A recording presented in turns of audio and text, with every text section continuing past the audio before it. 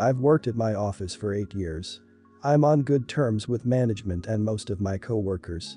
5 months ago, a new guy was hired on a 6-month probationary period. I'm not his supervisor, but I'm definitely a senior employee. I'll call the guy Ted Faro because he's an idiot here. Supervisor was going around introducing Ted to people, and when he got to me said, "This is John," and described my job. "Hi, Jack. It's John." "What?" "My name's John, not Jack." "It's close enough for me. His name's John, not Jack. Let's move on." This continued for a few months. Despite reminders from supervisors, when he referred to me when I wasn't present and myself, he continued to use the name Jack. I finally told him, "You either use my name or I ignore you completely, no matter what the situation is." His response was, "Sure thing, Jackie boy." Since I don't work directly with him, I figured screw it and that I'd ignore him. Recently, he had a 2-day business trip that required car rental. I work late some nights, and Ted came to me and says, "Hey, Jack, I'll be dropping the rental car off at 7 when I get back. See you there for a lift back to the office." They closed at 6 and there's a drop box. As promised, I ignored him. 7.15 rolls around on the night he's dropping off, and I get a call. I recognize his number, so I ignored it. He called 7 more times, then starts emailing. The first one was along the lines of, "Jack, I'm at Enterprise. Come pick me up." Emails pour in every 10 minutes, addressing me as Jack, Jacko, Jackie, and Jackie boy. The emails also started being laced with profanity and a couple threats. I signed out and went home. It was raining hard.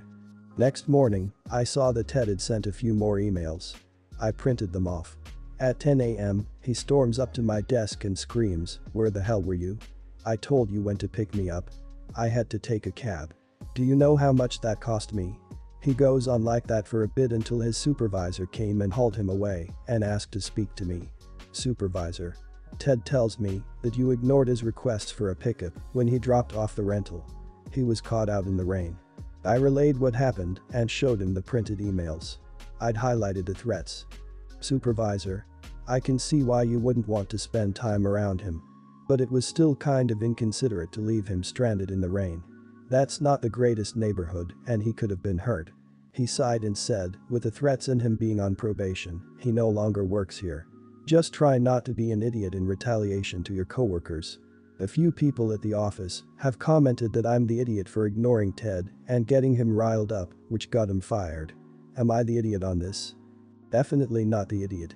Teddy boy needs to grow up. What is hard to simply to respect someone enough to call them by their correct name. He purposefully ignored your requests, so you ignored one of his. Personally, I probably would have tried ignoring him on an issue with lower consequences first, so he has no excuse that he didn't know it would happen. You're not his buddy. It doesn't matter what the culture of the place is, he is a newbie, he should show basic respect. It was a bit childish to leave him in the rain. But it's also incredible childish of your coworker to keep calling you Jack. Also, he's an idiot. He obviously wanted something from you and noticed you ignore him for calling you Jack all the time. He sure did it on purpose. Why on earth doesn't he just start to call you John for the situation's sake? He gained nothing and lost all. What a stubborn idiot, really. He could have just called you John once. Totally his fault. Not the idiot. What was Ted expecting? He was trying to get Jack to pick him up, but he kept emailing you, John. He emailed the wrong person. It's his own fault he was left in the rain in a bad neighborhood. You gave him reminders, warnings, and outlined the consequences if the behavior continued. As someone who gets wrong named a lot by strangers because my name sounds like a more common name, I really get your frustration. I couldn't imagine this lasting for months. Hear me out. I, 20, have a 17 sister who loves to borrow my clothes, but she's obese. Growing up, we were always similar in size, so we always shared clothes. However, recently, she's really put on quite a bit of weight. She's taller, so she carries her weight better than some, but she's quite a few sizes larger than I am. I'm at a healthy weight for my height, but I tend to like wearing baggier sweaters and shirts, and I mainly wear leggings, which tend to be pretty stretchy. Now, since I work, I can usually afford much nicer and trendier clothing than my sister can. She's always asking to borrow certain sweaters and leggings to wear to school. The problem is that while some of my baggier clothes do fit, she stretches them out quite a bit when she wears them. Some items she has even ripped. Just last week, she really wanted to wear a pair of my leggings to school. Well, she ended up ripping them along the thigh when she sat down.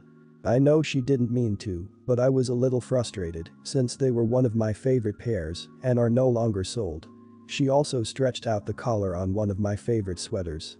So, this past weekend, I finally sat her down and told her that she can't borrow my clothes anymore. I've always tried to be a good sister and have never brought her weight up or shamed or anything. But she kept pressing, asking if it was because of the leggings my parents ended up buying me a new different pair to make up for it, or if she did something wrong, and I just said I didn't want her wearing my clothes. But she kept pressing and pressing, so I finally said, gently, that she's gotten a little too big to wear my clothing and was stretching it out. I told her I didn't care what size she was and would help her find a job so she could afford some nicer clothes, but she went off. She went to my parents and our other family members and told them I was shaming her for being overweight and that it's not fair that I'm not sharing my clothes. She thinks it's just because of the leggings, which my parents replaced, but I honestly just am sick of my good clothes getting stretched out. I tried to talk to her, but she's pretty upset with me. My parents are staying out of it, but I guess some of my sister's friends are telling some of my friends that I'm a total idiot for saying she's fat, but it's not what I said. So, am I the idiot for not letting my sister borrow my clothes anymore because of her weight? She is destroying your clothes. It doesn't matter that she doesn't think she is, you do. That should be enough. It's harder to ignore a defect in clothing when you were the one to work hard to earn it and you weren't the one to put it there. I hate having creases in the spine of books. I know it's ridiculous, but it's just something that really bothers me. So, I don't lend anyone my books. That way, I'm not upset when they are returned after someone else's perfectly normal wear and tear. She is not entitled to your stuff. Not the idiot. I don't borrow clothes from my own sister for the same reason. She's thinner than I am, and I could damage them, even if I could get myself in them. Also, depending on the material, organic fabrics like cotton or wool are more fragile or prone to damage than clothing made from man-made fabrics, so I would also be reluctant to share pricey items that may not bounce back so well.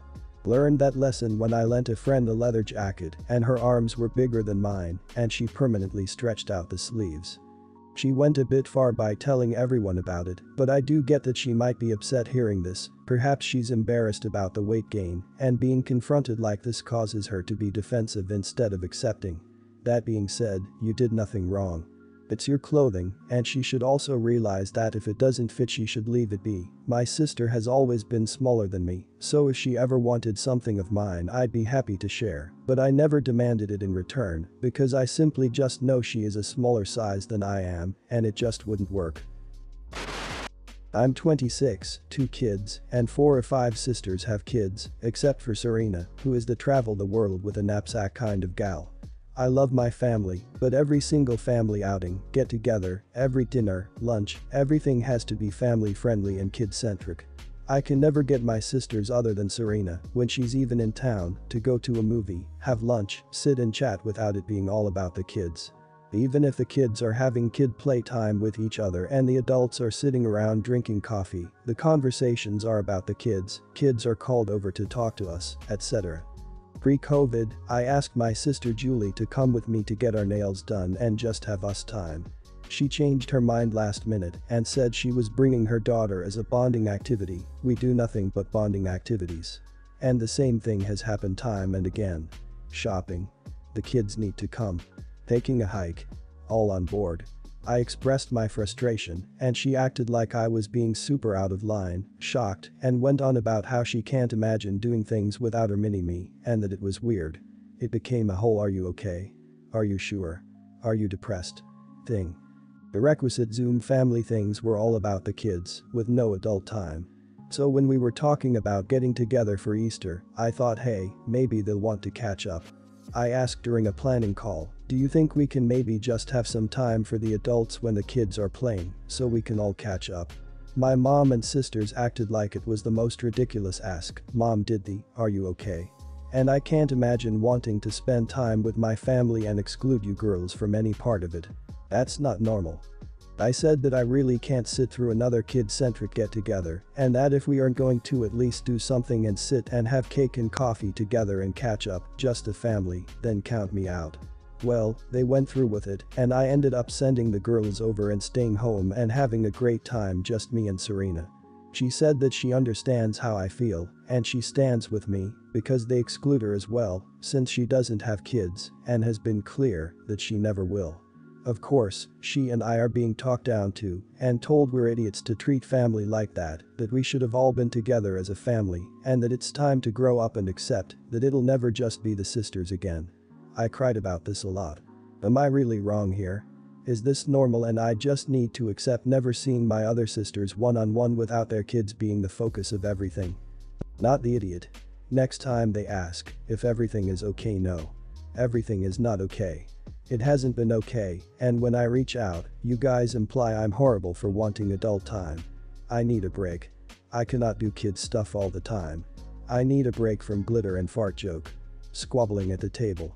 Arguing over what they want. I'm not okay. If you guys want to be mom all day long, it's up to you. But every once in a while, I'd like to have adult conversations. If you guys want to call it selfish, go for it. Not the idiot.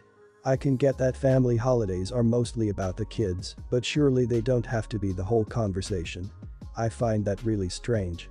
But it is even stranger that they can't do anything without the kids. I get they love their kids, but do they not have an identity outside their children? Well, sitting out on Easter might seem extreme from the outside. To preface, I'm like Serena and haven't even been home for a family celebration since my brother's wedding 3 years ago. You tried to compromise. No idiots here. Easier said than done, but I think you're going to have to put your family into the those things with kids only bucket and your friends into the no kids bucket. There are no magic words to get people to change their behavior. You can only change yours. If you want adult only time, don't look to your family. They're not going to fulfill that need for you. And you're just going to get more and more frustrated the more you try. They don't want to change. You have to let go of your expectations of what you want them to do and accept that they don't plan on changing. So I've got a massive family, one of 6 siblings. My youngest brother got married last year and his wife is now pregnant with their first baby. She was planning on having a big baby shower sometime over the summer and wanted me to be in charge of baked goods, cake, cupcakes, etc. I'm a big baking hobbyist and I make a lot of very extravagant cakes for family and friends. This has always been a thing of mine and I've probably made more than 100 big event cakes for people over the years. I've always done it for free as a gift to people as well. The issue is sister-in-law recently approached me about her baby shower cake and after thinking about it, I called her to say I won't be able to make it for her. The reason being that a few years ago she asked me to make a day cake for her niece and it was a disastrous moment. My sister-in-law is extremely picky and perfectionist and treated me like a hired caterer. It was a supremely unpleasant memory, being so micromanaged and getting constant criticism that she swore was constructive. I remember breaking down at one point because I wanted it to be over so much, but couldn't back out so late. Afterwards I did tell her about how I was upset over the experience, and she told me to be less sensitive. Specifically, she texted me, "I think this is a good learning experience for you if you ever want to be a professional." Nothing I've said has been mean-spirited. It was all to help you be better. So this time I told her I'm not baking any cake soon. This is true. I'm in poor health and I'm not baking for anyone. But this has really offended her because she knows for a fact I've made baby shower cakes for all my sister's pregnancies, as well as other sister-in-laws. She sent me a really long email the other day, saying she's disappointed in me excluding her during such a big milestone, and that she'll remember how I treated her in the future. She also texted my mom and sisters, who later texted me to say sister-in-law is insane and has texted them all individually to discuss how unreasonable I'm being. My husband is urging me to just make the cake to keep the peace, but the more I think about it, the more I don't want to. I've normally been kind of a pushover about these things, but I truly hate how she treated me during the last cake commission, and I don't want to go through another one. I hate engaging with her because she always makes me feel so small and like an idiot who needs help. Even her last email was lecturing me about what a bad person I was being. But I also know it will seem like her baby shower is much less special without the kind of cakes I've made everyone else in the past. Am I the idiot if I'm stubborn about not making this cake? You should point out to her that the long email she wrote scolding you and showing zero respect for your feelings is exactly why you don't want to bake a cake for her. All those other sisters and friends you baked for appreciated it. She didn't. You remember how she treated you in the past, and now she's experiencing the consequence in her own future. Not the idiot. Stick up for yourself. You teach people how to treat you, and you don't have to resign yourself to doormat status just to keep the peace. Not the idiot. Here's my go-to. I'm sorry, that's just not going to work this time. And I'd add, I'm sorry the future of our relationship resides on whether or not I bake you a cake. And leave it at that. Your husband doesn't have to deal with it. Also, when you are in business for yourself, you do get to choose with whom you care to work. Your history speaks for itself. She asked, you said no. Oh, and you weren't saying it to be mean-spirited, you're trying to be helpful. Add that. You don't have to have any relationship with this woman if you don't want. Me, 26, and my husband, 27, have been married nearly a year now, and due to COVID and him being really close to his family, we agreed that his mother could stay with us for a while. I've always been friendly with his mother, but we've never been as close as she is with his brother's girlfriend. Bear in mind I've been dating my husband for 9 years, and my brother-in-law's only been with his girlfriend a year, and none of us knew her beforehand. My husband's family are Catholic, whereas I'm atheist, but that doesn't tend to affect things as his family don't go to church not even at Christmas, they just seem to hold those views.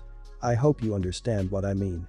The other day after working all day and being really unwell due to period cramps, I have endometriosis, I decided I needed to lie down, and my husband was fine with it and brought me some painkillers and some food.